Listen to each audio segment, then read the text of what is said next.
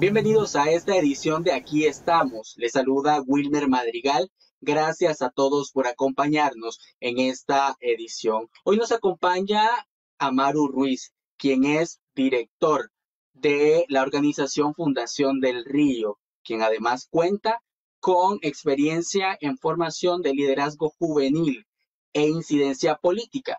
También se ha desarrollado a nivel laboral en la coordinación de proyectos socioambientales en diversas organizaciones. Hoy vamos a hablar un poco sobre la situación de los pueblos indígenas en Nicaragua y para ello, qué mejor que con Amaru Ruiz. Bienvenido, Amaru, ¿qué tal? Muchas gracias también por la invitación. Gracias a vos por el tiempo y por compartir con nosotros y nuestra audiencia en Darío TV. Para entrar un poquito en materia, queremos conocer sobre tu vida, conocer un poco de tus proyectos y cómo nace esa pasión por la defensa de los derechos de los pueblos indígenas y del medio ambiente, sabiendo que es una situación muy dura en Nicaragua. Sí, mira, yo soy biólogo de profesión, yo estudié biología en una Managua. Mi interés nació por el trabajo y por la convivencia en el sureste de Nicaragua y empezar a vincularme con Fundación del Río en el trabajo que esta organización venía haciendo de acompañamiento con pueblos indígenas y afrodescendientes, sobre todo del sur de Nicaragua, y en la protección y conservación de los recursos naturales del sureste.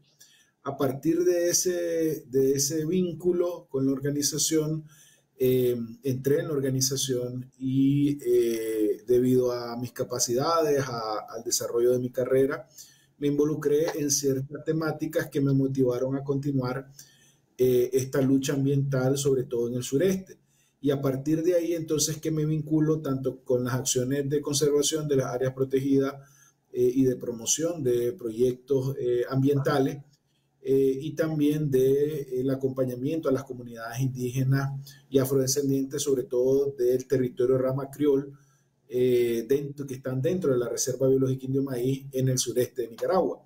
Y es así que yo inicio mi vida y mi relación con estos sectores y que luego fue un poco ampliándose, sobre todo con Alianza de Pueblos Indígenas y Afrodescendientes APIAN, y con otros territorios como los territorios Mayana, que son los que se han visto con mayor nivel de conflictividad y de procesos de invasión en sus territorios en Nicaragua en estos últimos 4 años. Oh, es impresionante, Amaru, tu pasión por la defensa de estos derechos y lo hemos visto reflejado a través de tu trayectoria. La gente conoce de tu historia y desde Darío TV nosotros expresamos el agradecimiento por preocuparte por esta zona y por esta parte de los pueblos nicaragüenses que también deciden o deberían de seguir siendo evidenciados esas situaciones tan duras que se viven. Amaru, con relación a tu exilio, y sobre todas las arbitrariedades que han pasado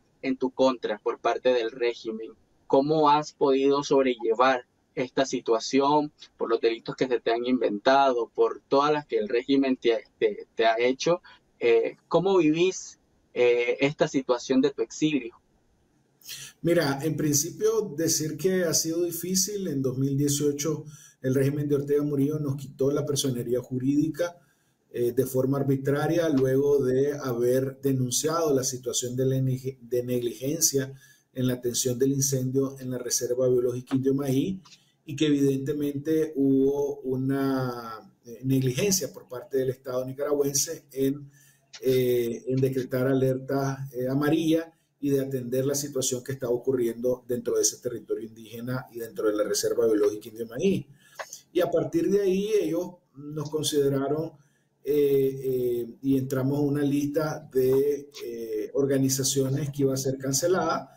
La cancelación se concreta el 13 de diciembre de 2018 y a partir de ahí pues tomo la decisión de exiliarme en Costa Rica para continuar nuestra labor de monitoreo, de seguimiento y de acompañamiento a las comunidades indígenas y a los temas ambientales en el país.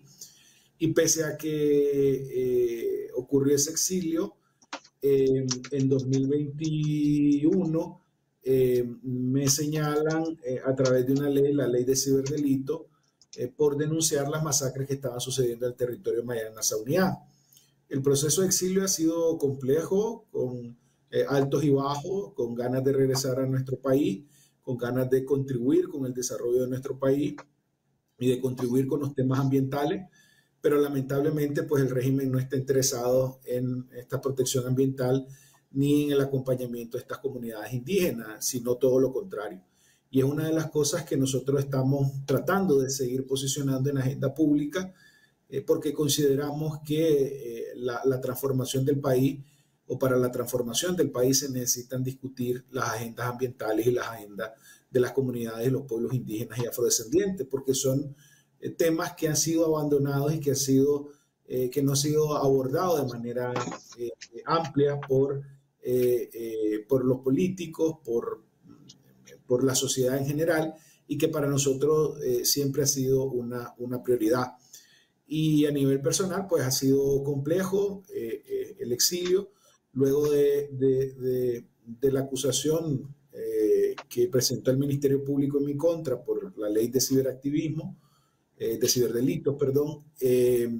También me quitaron la nacionalidad en 2022, lo que constituye también una violación a mi derecho ciudadano, que evidentemente son acciones que el régimen trata de desarrollar para detener nuestra actividad, para detener nuestra voz, para callarnos y silenciarnos y no seguir evidenciando esta situación de deterioro tanto ambiental como de estas comunidades indígenas y afrodescendientes. Así es, y es una prueba porque todas las personas que son disidentes al régimen y que han evidenciado o documentado toda la situación que se vive en el país, pues también está siendo víctima de esta forma, a través de quitarles la nacionalidad o encarcelarlos o inventarles delitos como han sido muchos nicaragüenses. Amaru, hablando sobre tu nacionalidad, ¿qué decisión has tomado con relación a estos países que han ofrecido nacionalidad a ustedes que han sido desnacionalizados por el régimen? ¿Cómo va tu proceso? ¿Has elegido alguno de los países o todavía seguís pensando la oferta? Yo no, particularmente yo he decidido solicitar ante el Estado español la nacionalidad.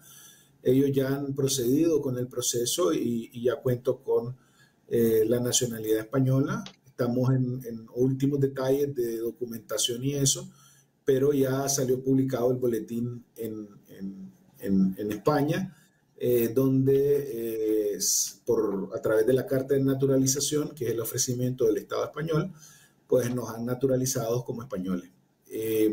Para nosotros esto no es un premio, para nosotros es un reconocimiento de la labor que venimos haciendo y además es un compromiso con continuar la lucha por la transformación de nuestro país. Es decir, eso nos recuerda que tenemos que seguir luchando para transformar y para que deje de existir una dictadura en Nicaragua. Entonces, para nosotros es un aliento, nos puede facilitar una serie de cosas que tienen que ver con el activismo, que tienen que ver con el monitoreo de las acciones allá, con el nivel de seguridad, con el nivel de respaldo, al ser obviamente violados nuestros derechos como ciudadanos nicaragüenses. Nosotros nos vamos a sentir nicaragüenses prácticamente cuando amanecemos pensando en nuestro país y monitoreando la situación en Nicaragua. Y eso lo hacemos gracias al acompañamiento de la población nicaragüense que sigue resistiendo pese a todas las arbitrariedades que ha venido realizando el régimen de Ortega Murillo. Así es. Bueno, para entrar un poquito ya en materia, Amaru, sobre la entrevista con relación a los temas de la situación que viven los pueblos indígenas en Nicaragua, queremos hablar sobre la reciente militarización que el régimen de Ortega y Murillo implementó en la comunidad de Musaguas. ¿Por qué crees que se debe esta militarización del régimen en esta zona del país? Mira, en principio es importante mencionar que Nicaragua cuenta con 9 pueblos indígenas y afrodescendientes en el país. 7 de estos son pueblos originarios y 2 comunidades afrodescendientes. La mayoría, bueno, una parte de estos se ubican en el Pacífico Centro-Norte y la mayoría que aún conserva su identidad, su lengua, sus culturas, sus costumbres, de estos pueblos están en la costa caribe del país, sobre todo en la costa caribe norte, en la costa caribe sur y parte del departamento de Río San Juan. Existen 23 territorios titulados, todos ellos solo están en el Caribe, solo para comunidades indígenas y pueblos indígenas y afrodescendientes de la zona del Caribe, que luego de muchos años de lucha, incluso de ir hasta la Corte Interamericana de Derechos Humanos en varios casos, como el de Aguastinga versus Nicaragua, se logró tener un proceso de titulación y de reconocimiento de sus derechos a nivel internacional que se gestaron a nivel nacional, es decir, que se reafirmaron a nivel nacional y se crea la ley 445, la ley de titulación de los territorios indígenas.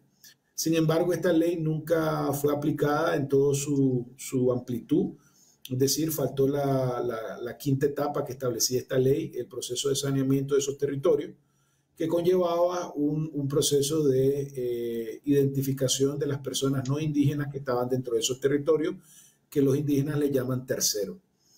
Esto no se hizo, eso provocó que más terceros continuaron invadiendo esos territorios y eso ha provocado un sinnúmero de problemáticas, incluyendo el desplazamiento de comunidades indígenas y afrodescendientes, la violación de los derechos territoriales, la invasión hacia esos territorios, el asesinato a comunidades, la pérdida de biodiversidad, los procesos de deforestación que ocurren en esos territorios, etc. Es decir, una serie de problemáticas debido a esta situación. Ahora, el régimen, pese a esa situación que no se ha solucionado y que no ha habido ni voluntad política para solucionar esta problemática, ha solicitado una serie de financiamiento climático de diversas instituciones y una de ellas es el Fondo Verde del Clima, el cual determinó a través de un mecanismo independiente de revisión que existieron incumplimiento a las políticas y a los procesos de consulta libre, previa e informada y a otras políticas y salvaguardas que tenía el proyecto Bioclima que se iba a desarrollar en esos territorios. Y a partir de ahí, de ese incumplimiento, el régimen trata de, bueno, le dieron un plazo para presentar un nivel de cumplimiento y el régimen lo que ha hecho es que rápidamente ha militarizado la zona, ha detenido a diversas bandas que actuaban ahí, incluyendo a guardabosques comunitarios que no tenían nada que ver con el proceso delictivo de estas bandas delincuenciales que llegaban a los territorios mayagnas a asesinar y a desplazar a las comunidades y que los guardabosques son los que precisamente defendían esas comunidades. Pero también el régimen ha detenido a guardabosques comunitarios, los ha encarcelado y los ha presentado en una narrativa perversa como bandas criminales.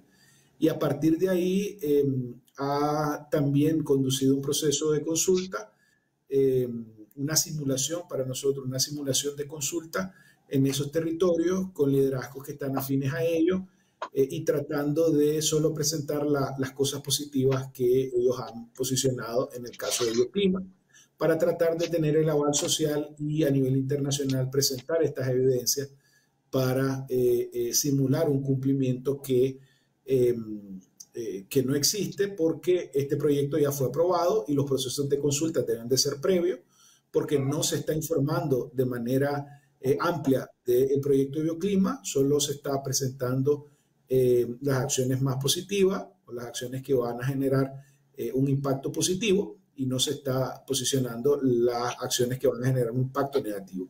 Entonces no está siendo una consulta informada y obviamente todavía no se puede hablar de un consentimiento porque la población no conoce todo lo que se implica, tanto las cosas positivas como las cosas negativas del proyecto de Bioclima. Entonces todavía no se puede hablar de un consentimiento previo libre e informado para estas comunidades, pero el régimen lo que está haciendo es recopilando una serie de firmas en estas comunidades para tratar de decir, bueno, que hicieron una consulta y que todo está bien y presentarse a nivel internacional para tratar de conseguir los fondos vinculados al proyecto Bioclima. Eso es más o menos el panorama que nosotros estamos viendo en los territorios, por eso es que han militarizado la zona, porque saben que es una zona de muy alta confluencia de violencia por los procesos de invasión, por los intereses económicos, por los procesos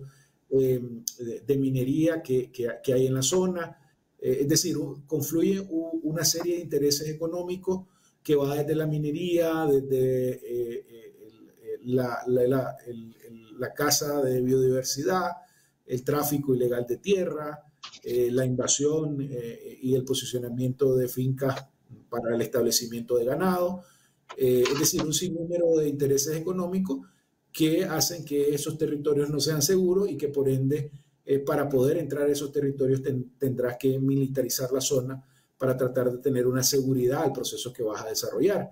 Y eso es lo que estamos viendo. Pues, y eso ha aumentado también y ha generado un temor en la población local, sobre todo en el territorio de Maya-Nasa Unidad, por la persecución que han tenido a los guardabosques comunitarios que se encontraban pues, protegiendo su territorio y sus comunidades, pero que lamentablemente el régimen lo sigue persiguiendo.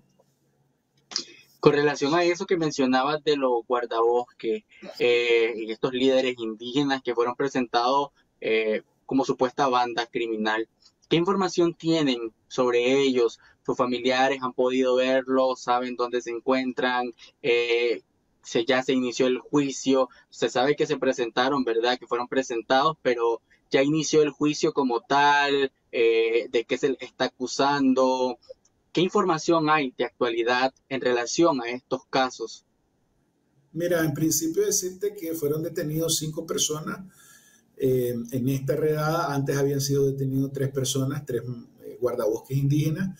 De estas 5 personas nuevas detenidas, uno de ellos era menor de edad y fue liberado. Los familiares ya han podido tener acceso a este menor de edad, que era uno de los hijos de la familia Bruno, y los otros han sido sentenciados sin ningún proceso. En los registros del sistema judicial no aparecen las causas ni las acusaciones. La policía presenta una narrativa de culpabilidad que no coincide con sus propias otras versiones que ha sacado con la detención de Chabelo Meneses, ni anteriormente con la detención de otros participantes de estas bandas de colonos que habían asesinado a sus territorios. Tampoco hace mención en su narrativa los procesos de invasión. Esto es perverso porque trata de que este tema de los procesos de invasión sea narrado desde una conflictividad entre bandas y no de un proceso de invasión a esos territorios. Porque el régimen no quiere reconocer que hay un proceso de invasión, no reconoce a los terceros como invasores a esos territorios y más bien lo que está promoviendo es acuerdos de convivencia pacífica entre colonos o terceros y comunidades indígenas. Pero las comunidades indígenas no quieren aceptar esto por que muchos de estos colonos son los que han asesinado a sus familias pues, y los que han desplazado y destruido su territorio. Entonces, eso es lo que ha sucedido. A estas 4 personas se suman 3 personas que ya estaban detenidas, serían 7 guardabosques detenidos hasta el momento. No ha habido ningún proceso de información en el sistema judicial en el procesamiento de estos guardabosques y evidentemente los tratan como criminales cuando la propia policía los había formados como guardabosques comunitarios en esos territorios. Y evidentemente esto es una pasada de cuentas por la labor que venían haciendo en el resguardo y cuidado de esos territorios indígenas, principalmente el territorio Maya-Nasa Unidad, que es donde han ocurrido una serie de masacres desde 2019, 2021 y 22 que se han difundido a través de los medios de comunicación. Entonces también se puede decir que los verdaderos responsables de las masacres que han habido en los pueblos indígenas todavía no han sido detenidos ni procesados. Mira, han detenido al menos dos bandas que las comunidades indígenas habían denunciado, pero solo han detenido a sus cabecillas, es decir, son grupos de hasta 50 y 100 personas los que han hecho estos asesinatos, pero todavía no hay más información alrededor de esos otros personas involucradas en estos procesos. Lo que han detenido hasta ahora han sido algunos de los cabecillas de dos de las bandas que actuaban o dos de los grupos de invasores que actuaban en esos territorios. Es decir, hace falta, lamentablemente, el régimen al imponer esta narrativa crea zozobra en la población y hace dudar del trabajo que venían haciendo los guardabosques comunitarios, defendiendo su territorio, resguardando su territorio, y que evidentemente los ponen al mismo nivel cuando incluso los incriminan culpabilizándolos de las masacres de sus propias familias. Muchos de los que han asesinado son familias de estos guardabosques. Entonces, no coincide esa narrativa que presenta la Policía Nacional en función de realmente la labor que estos guardabosques venían haciendo en esos territorios. Así es. Lamentablemente esta situación es tan grave, es tan fuerte y que el régimen no da respuesta. Trata como de sacar de la bolsa y decir con esto para calmar a la gente, estos son los culpables, estos son los responsables y así ellos tratar de lavarse las manos de su negligencia en estas zonas de Nicaragua. Amaru, cambiando un poquito de tema, siempre refiriéndonos a los pueblos indígenas y al medio ambiente, ¿qué tanto daño hacen estas concesiones mineras que el régimen continúa otorgando a diferentes empresas internacionales, extranjeras, para operar dentro de territorio, por ejemplo, cerca de las reservas? Muy importante conocer estos puntos de qué, hasta qué gran afectación llegan a ocasionar estas concesiones. Mira, el régimen de Ortega Murillo es el que ha concesionado más territorio y el que ha establecido mayor cantidad de concesiones mineras en Nicaragua comparado con los gobiernos anteriores.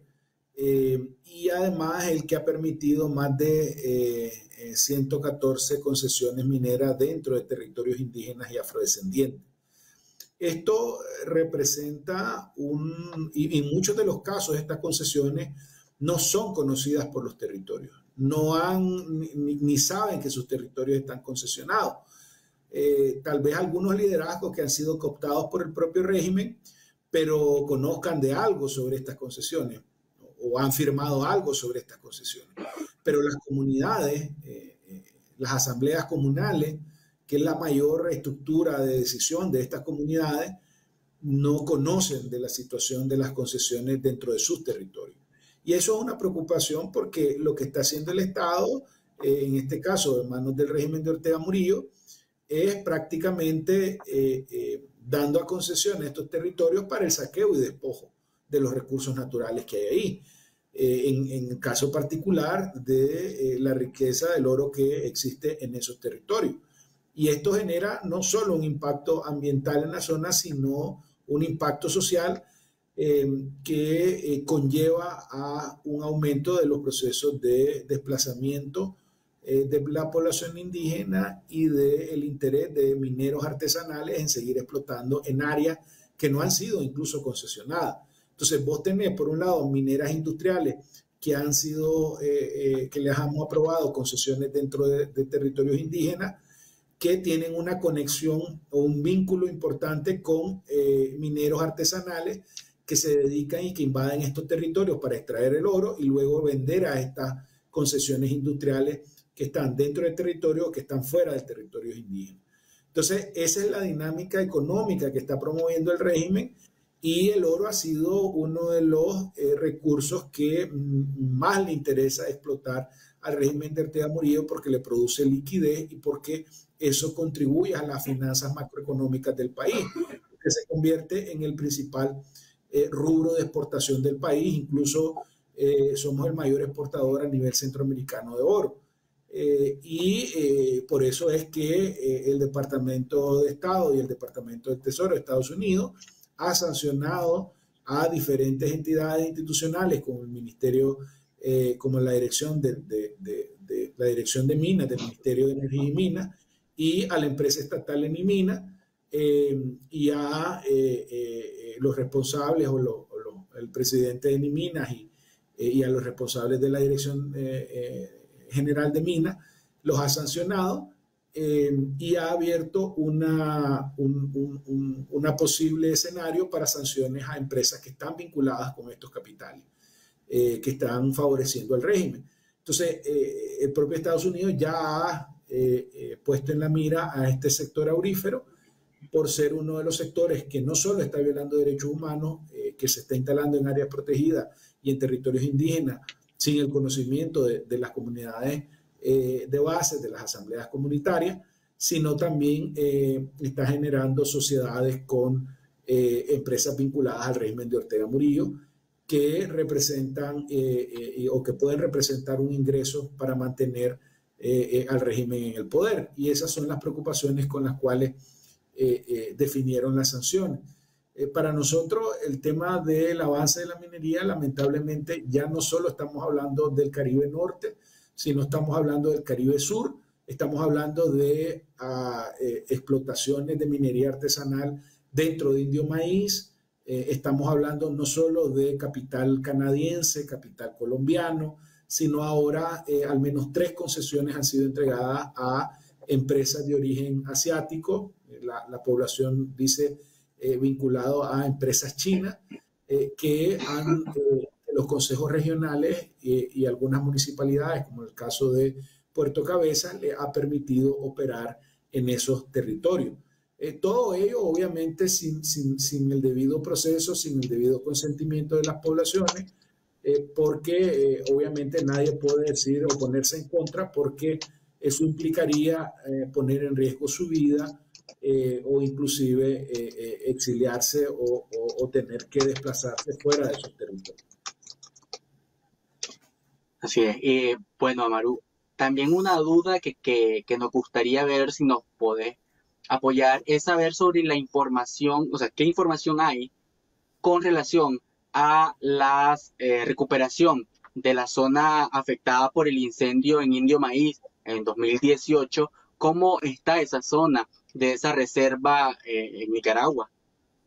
Mira, las más de 6.000 hectáreas que fueron impactadas por el incendio forestal que ocurrió en esa área, hoy se encuentra en un proceso de regeneración natural, es decir, ese es un ecosistema de bosque tropical húmedo, que es una de las características principales, es la alta pluviosidad y el crecimiento rápido de las especies forestales y tropicales que están en esa zona. Y eso ha permitido una regeneración de esos ecosistemas que paulatinamente se recuperan tanto del incendio como del huracán Otto, que afectó la zona y sobre todo la Reserva Biológica Indio Maíz. Y eso es una buena noticia en el sentido de que vamos a poder ver una recuperación de esos ecosistemas. Sin embargo, paralelamente avanzan los procesos de invasión, sobre todo en el norte y en el noreste de la Reserva Biológica Indio Maíz. Aumentan los procesos de extracción de minería dentro de la reserva. Nosotros hemos identificado y denunciado al menos 3 puntos de esta actividad. El último punto, que se encuentra en Las Cruces, es uno de los puntos que incluso tenía un campamento de entre 2.000 a 3.000 personas que se estaban dedicando a la extracción de minería ilegal dentro de esa reserva.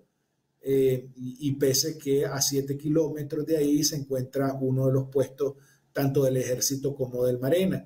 Entonces, el proceso de deterioro de la reserva, pese a que por un lado hay una recuperación del ecosistema, por otro lado, y sobre todo en el sector norte del municipio del Castillo y el municipio de Bluefield, que queda al noreste de la reserva, pues también se están viendo un aumento en los procesos de deterioro de las condiciones ambientales de esa reserva. Y obviamente un aumento de los procesos de invasión. Entonces, ahí es donde nosotros decimos que no hay una voluntad política por detener los procesos de deterioro ambiental, de cuidar estos recursos, de cuidar nuestras áreas protegidas y de acompañar a las comunidades indígenas y afrodescendientes en la defensa de esos ecosistemas.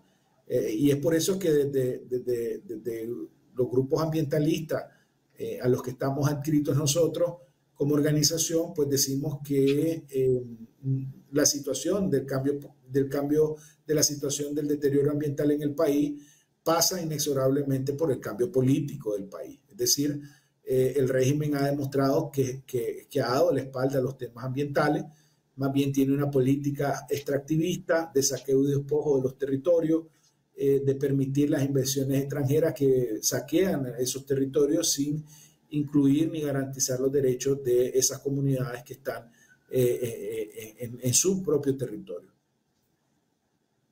Sí, lamentable esta situación que se vive en estas zonas del país, cómo afecta tanto a la naturaleza como también a las familias que viven en esa zona. Amaru Ruiz, muchísimas gracias por haber compartido con nosotros, por esta información de actualización sobre esta zona en el país. De verdad agradecemos el tiempo y este espacio que compartiste con nosotros. Muchas gracias a ustedes y alentarlos para que sigan contribuyendo a la información y a romper la censura que el régimen de Ortega Murillo estableció en Nicaragua. Muchísimas gracias, Amaru. Bueno, amigos de Darío TV, era Amaru Ruiz, presidente de la Fundación del Río, quien nos acompañaba en esta ocasión. Recordarles a todos estar pendientes de nuestras plataformas digitales, a compartir este contenido, a dejar sus comentarios y sugerencias en esta transmisión y también poder estar pendiente de nuestro sitio web, de nuestras plataformas en Facebook, YouTube, Twitter e Instagram para que estén al día con la información que a través de nosotros les hacemos llegar. Agradecemos a todos por su sintonía. Será hasta la próxima. Esto fue Aquí Estamos.